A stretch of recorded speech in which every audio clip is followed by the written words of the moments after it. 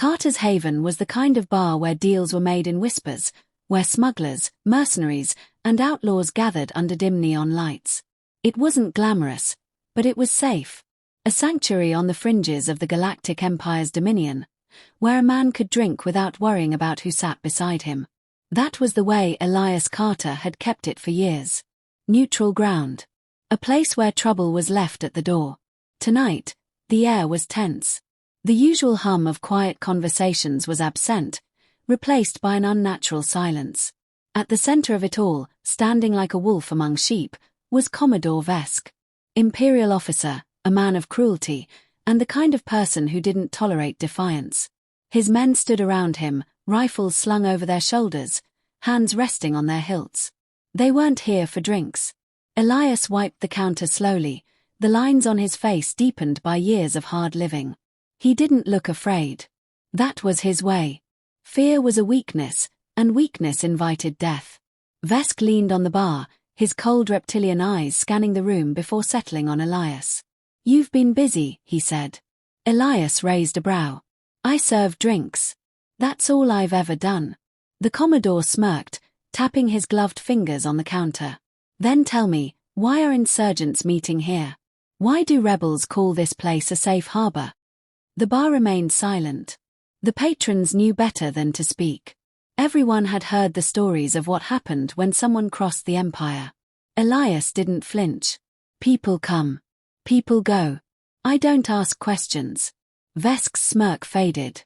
He nodded, and in an instant, his men moved. A soldier grabbed Elias by the collar, dragging him over the bar. Bottles shattered, and gasps echoed through the room. "I don't like liars." Vesk's voice was calm, almost amused. He pulled out his sidearm and pressed it against Elias' forehead. Still, the old bartender didn't beg, didn't plead. He simply stared into Vesk's eyes with quiet defiance. "You think you're untouchable?" Vesk asked. "You think your neutrality means anything?" Elias took a slow breath. "I think men like you come and go. But people like me, we endure."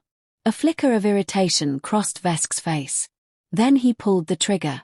The shot rang through the bar. Elias' body slumped to the floor. Silence followed. No one moved. No one dared. Vesk holstered his weapon, stepping over the corpse without a second glance. He turned to the room, addressing them all. "Let this be a lesson.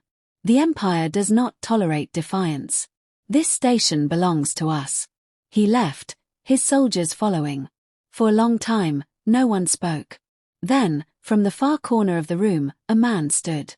He had been there the whole time, hooded, silent, unnoticed. His drink remained untouched. His eyes, cold as death, lingered on the lifeless form of the old bartender. No one recognized him. Not yet. But soon, they would. Nathan Carter had buried his name years ago. The moment the Galactic Empire crushed Earth and scattered humanity to the edges of the known universe, he ceased to exist.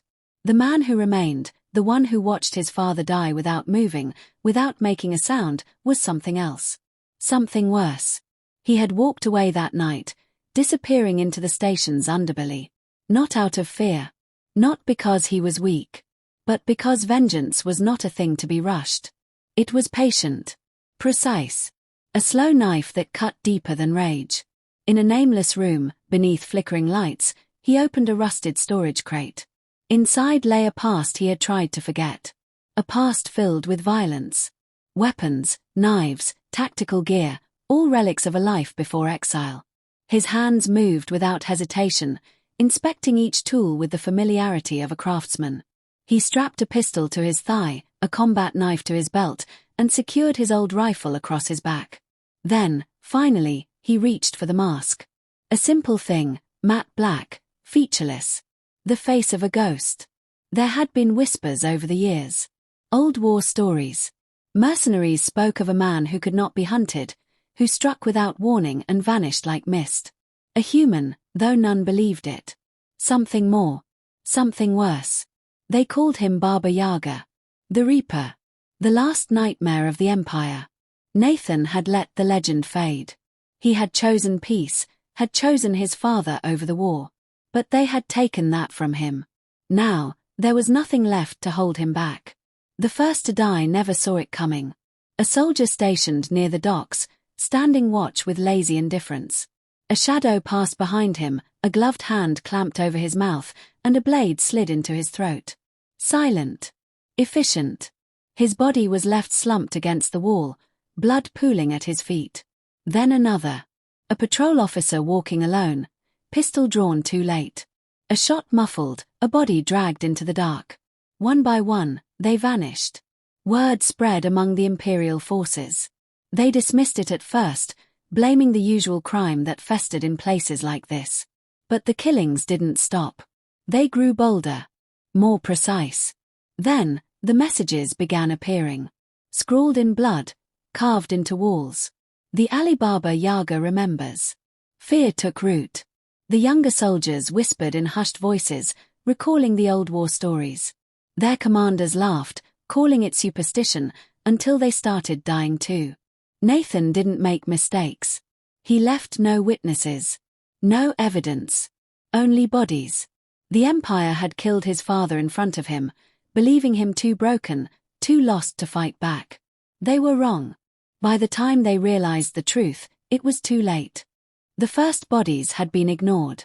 Isolated incidents, nothing more than the usual crime that plagued backwater stations.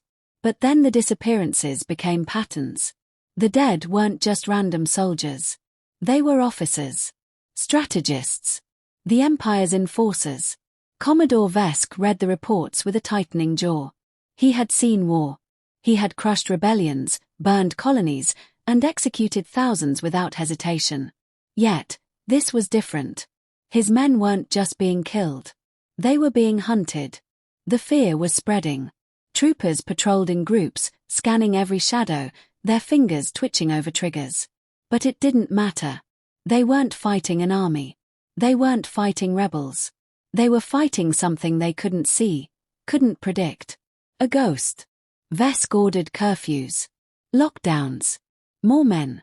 More weapons. It made no difference. The deaths didn't stop. Then came the transmissions. Security feeds hijacked. A voice distorted, mechanical, but laced with something cold. Something human. You took my father. A pause. The sound of breathing. Now I take everything. The screen cut to black. Then the lights in the barracks failed.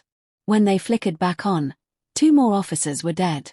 Their throats slit, their bodies left in the command center like a message. Panic set in. The whispers grew louder. Soldiers asked for transfers. Some deserted. The ones who remained were jittery, their eyes hollow with exhaustion. Sleep was impossible when death came in silence. Then, the sabotage began. Fuel reserves ignited, taking a supply ship with them. Communication relays fried beyond repair. A transport vessel, carrying reinforcements, exploded in dock before it could land. Every move the Empire made was countered before it began. It was not war. It was eradication. Vesk stood in his office, fists clenched, watching his forces crumble. He had fought monsters before. He had faced horrors across the galaxy. But this was different. Because this was human. And for the first time in his career, he felt something foreign. Something unfamiliar. Dread. The station was dying. What had once been an Imperial stronghold was now a graveyard in waiting. Troopers patrolled in silence, their helmets concealing eyes sunken with exhaustion. The barracks were nearly empty. Those who hadn't fled waited for the inevitable. Commodore Vesk locked himself in his command center, surrounded by his last officers. His attempts to call for reinforcements had gone unanswered. Communications were dead. The supply lines were cut.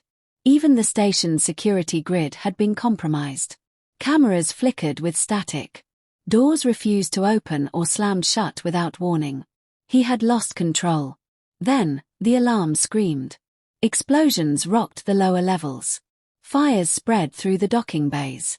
The Empire's last defenses crumbled in seconds. And then the lights died. Darkness swallowed the command center. Only the emergency glow of red warning beacons remained, casting long, shifting shadows against the walls. The officers gripped their weapons, backing toward one another, scanning the room. A sound. Soft. A slow, deliberate footstep. A shot rang out, then another. Wild. Panicked. A scream followed. The flash of a blade. Another body hit the ground. The Commodore turned, backing toward his desk. His hand fumbled for his sidearm. His breath came in sharp, shallow gasps. Then he saw him. A figure stood at the edge of the light, motionless. Not a soldier. Not a rebel. Just a man. Clad in black. Silent. Unshaken. Vesk raised his weapon, but his fingers felt numb. His mouth opened, but no words came.